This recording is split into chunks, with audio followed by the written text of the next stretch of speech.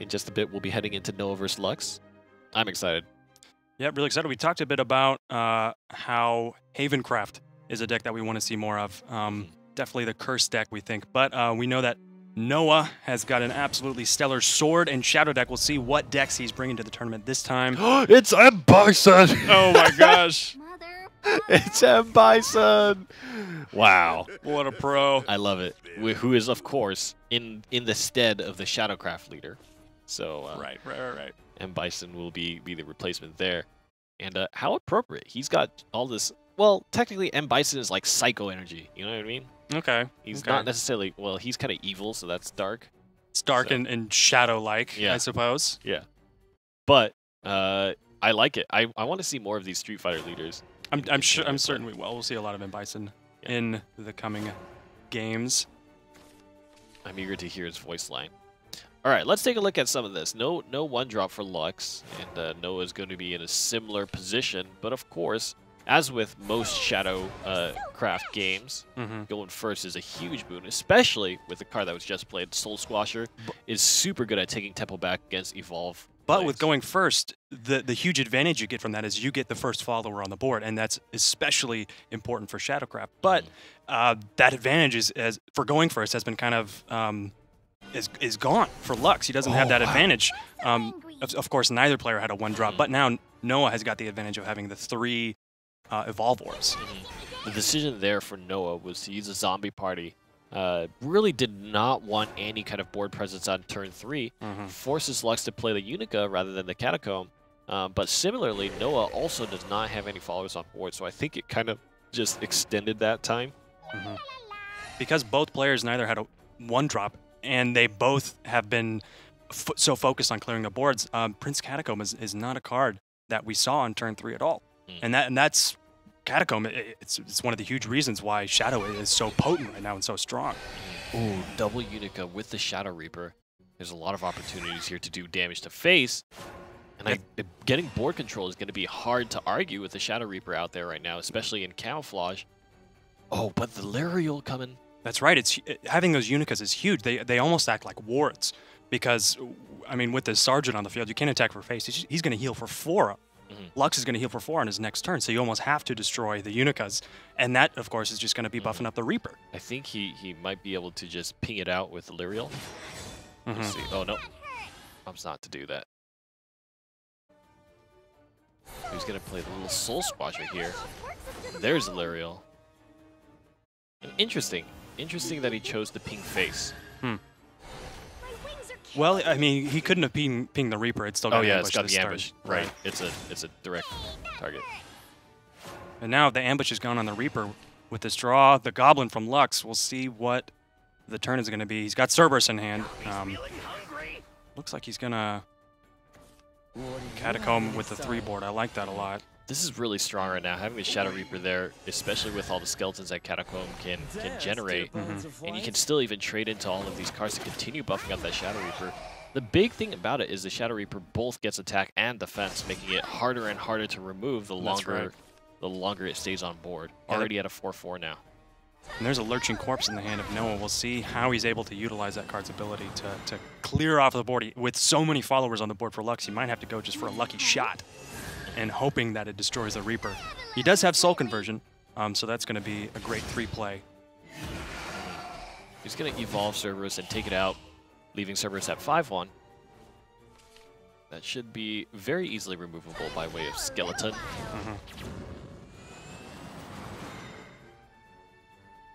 And so the situation, I think, is pretty good in favor of Lux. Going first, really giving him that advantage, enabling him to play the Shadow Reaper to really protect himself from any kind of efficient board clear. Yeah, that's right. He was able to clear the board this turn and also do a lot of damage this face. He's electing to just go for that 1 damage to face instead of killing off the Cerberus. We'll see if Noah's able to take advantage of that in this coming turn. Takes down the Goblin. The Soul Squasher typically is a good way to gain tempo back, and with both Evolution Orbs spent on the side of Lux, Noah is really looking to turn this game around. That's right, and there's a Soul Squasher in the hand of Lux, but all the followers on Lux's side of the field, Noah was able to get rid of all the ones that were able to summon Skeleton. And then he just played his Catacomb of his own. So a massive advantage going over to Noah on this turn. I'll show you. Really looking seemingly to board clear. Bye-bye to your life. That's right. Does not want to risk the chance of another Catacomb coming out next turn. And when we look at the shadow count here, it's very heavily in favor of Lux. If an Ector just shows up, that could mean real bad news. Certainly wipe the board, possibly some face damage as well. But Lux has been able to get a massive advantage in the health points. He's got 19. Noah has been sitting on 10. That's a lot of pressure that Lux has been able to gain. And the last evolution orb was spent on Noah's end as well and was not really able to take a confident kind of seat in the board control position. He's going to have to throw in a few more skeletons here. And this turn, he can clear the board and get Death's Breath with the enhanced warded zombies. There it is. Going to go for face. He's going to leave his board full. I think that's a great decision in this instance. But there's still 2 Cocos and a Mimi in the hand of Lux. We'll see how he's able to use those this turn. I think these cards are really important right now for Lux, especially because there's so many zombies on the field, and he doesn't really have any heavy-hitting cards in his hand. Gonna have to pass, and that's leaving a lot of damage. Oh, and there's the Ector. That's gonna... But he doesn't have a ton of shadows. But he's got the followers on his board. I mean, he can get a massive chunk of base damage this turn. It's definitely a good card to have in hand.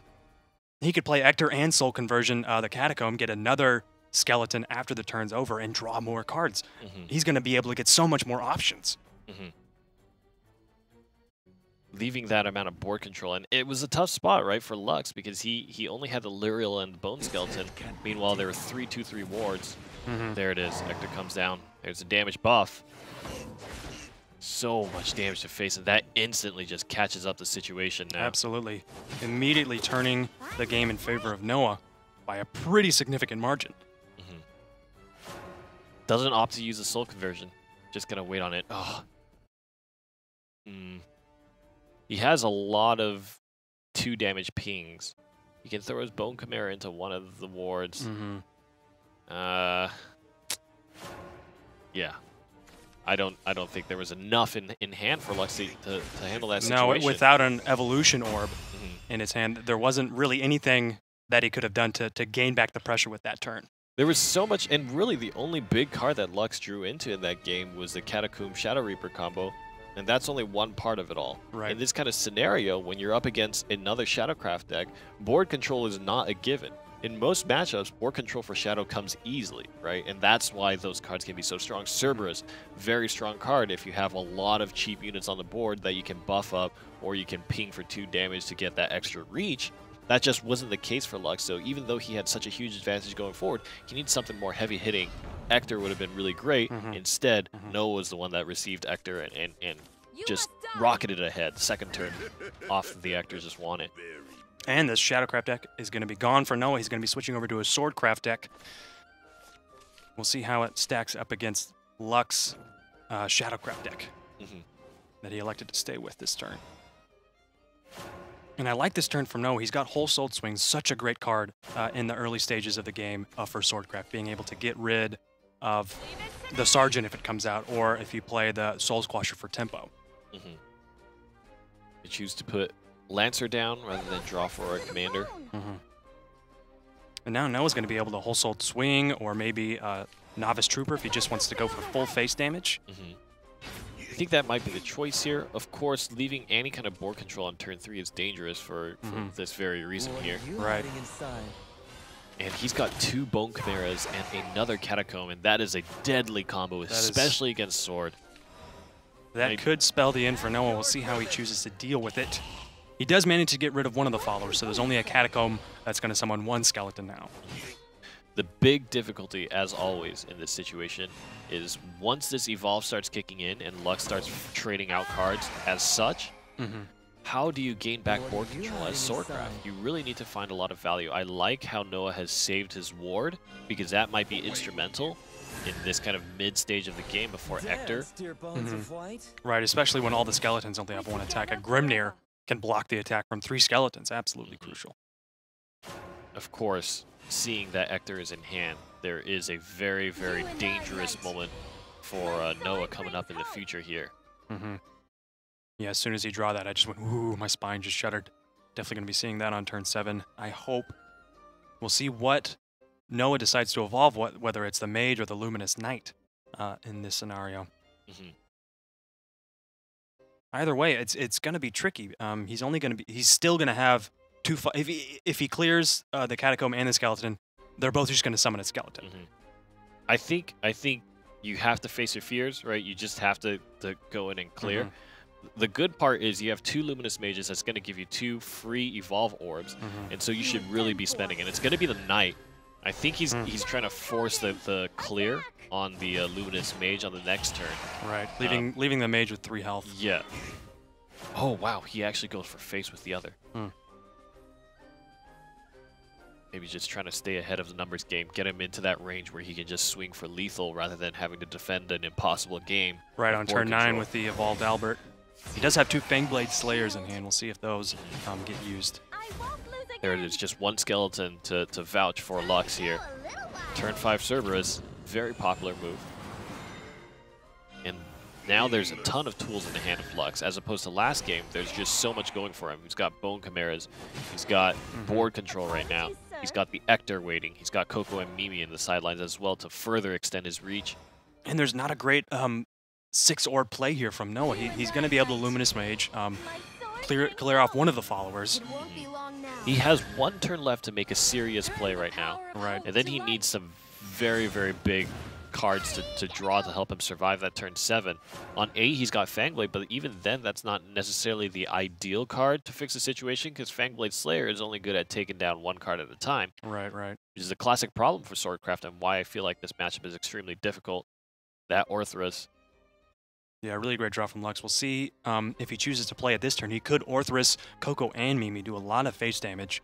Orthrus will be able to clear off one of the followers, for sure. We'll see if he decides to trade the Skeleton into the Mage, so that to guarantee that Orthrus would kill the Knight. He's going to play the Bone Chimera. I think his goal is to try to get into a situation where he can stock up a ton of shadows, just play a bunch of cards that you can expend. Each Coco and Mimi.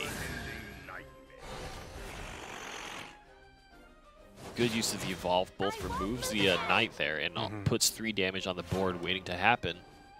And Noah's got Maid Leader in hand, so he's got 7 orbs, so he could Maid Leader, either get Albert or the Mage, and then just make that his turn. There it is, it's going to be Albert, but will he spend or will he use Geno? Both Albert and Geno would clear the board. Geno could be traded into the Skeleton. Both of them would die. And that would certainly get rid of one of the followers. Albert could go for face damage. That's such a risky play. I think that would end the game for Noah if he went for face damage, because Ector is in the hand of Lux. Yeah. What would that total be? 12, 13 damage to face? Doesn't have the Evolve Orb, but he doesn't have Coco Mimi, but he has Orthrus as well, but he could play both. It would be real close. Right. I think the Evolve here is definitely the option. Yeah, keeping Albert alive with 2 health.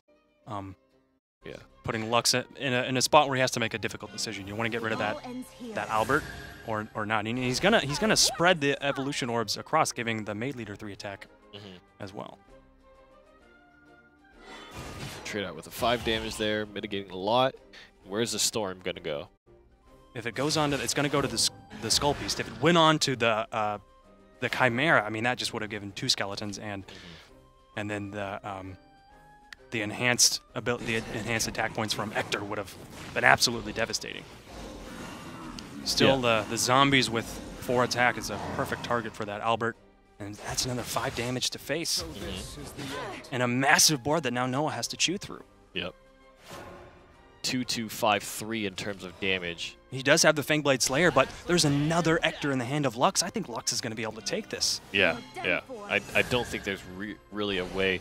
Really, you're looking to clear out. The value for Shadowcraft is in the amount of followers it has on the board, not necessarily the strength of the followers it has on board. So Fangblade Slayer being a single target removal kind of card is not going to... This is essentially 6+ damage off the Ector coming in just because of the fact that 3 cards are available to swing.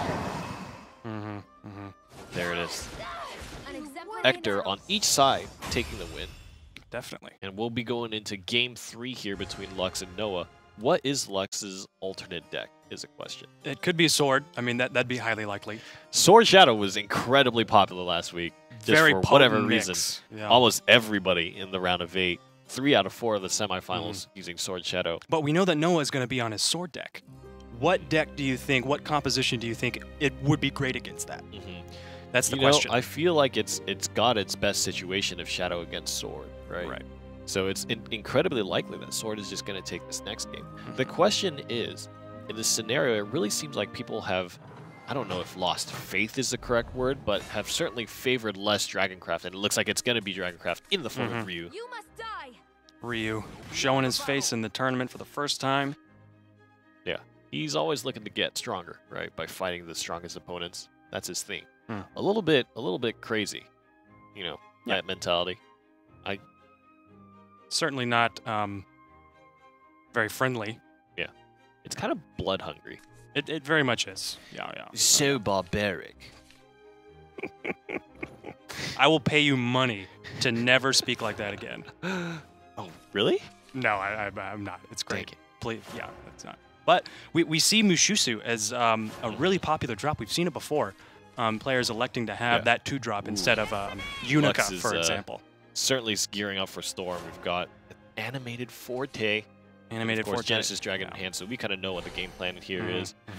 You ramp up and you just start trying to swing face as much as you can. Mofu actually talked in great detail about kind of the merging of these decks and kind of the little differences, the player personalities that show up because the Dragoncraft deck is made so efficient with the existence of Sahagwell that players can play these different styles of Storm Dragon, or maybe something that's more focused on playing Ouroboros, or even having a mix of the two, right? Or using even Imperial Dragoon that we saw in the NGE Shadowverse Open. Right.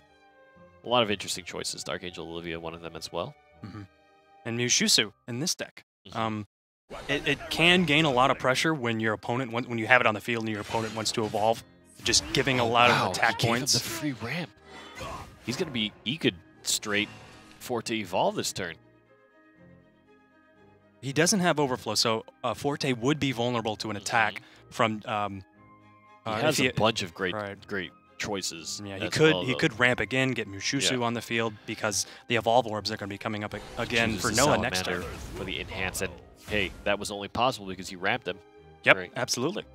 Being able to clear off both those followers and emptying the board, still giving Noah kind of a free turn here. He doesn't have Albert in the hand, which would have been really great to see just an evolved Albert on this turn basically for free.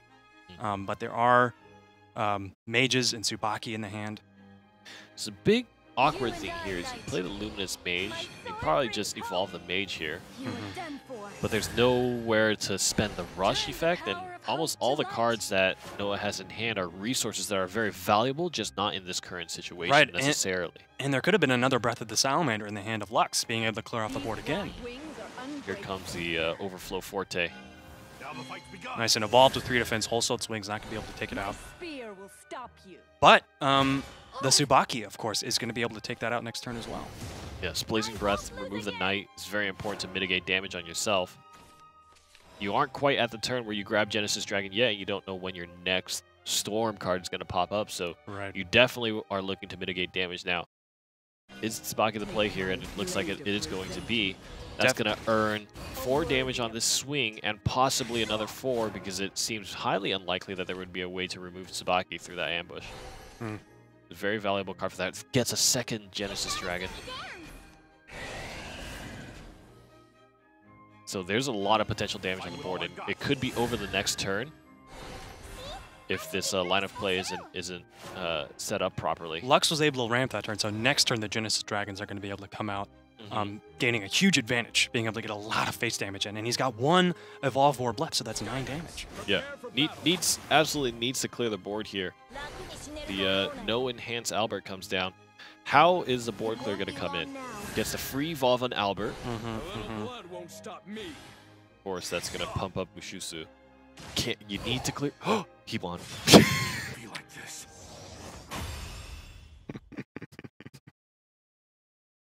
That was fantastic. That was stupendous. I was so preoccupied with how you avoid. I know. I was looking at the Genesis Dragons. Yeah. And you know, I almost wonder if the that turn where he used Blazing Breath, if it would have been better spent kind of ramping instead, because he had the Dragon Oracle. He had the option to Dragon Oracle and then do a single target Blazing Breath and leave maybe the 1/1 on the board. Right. Something like that. And really,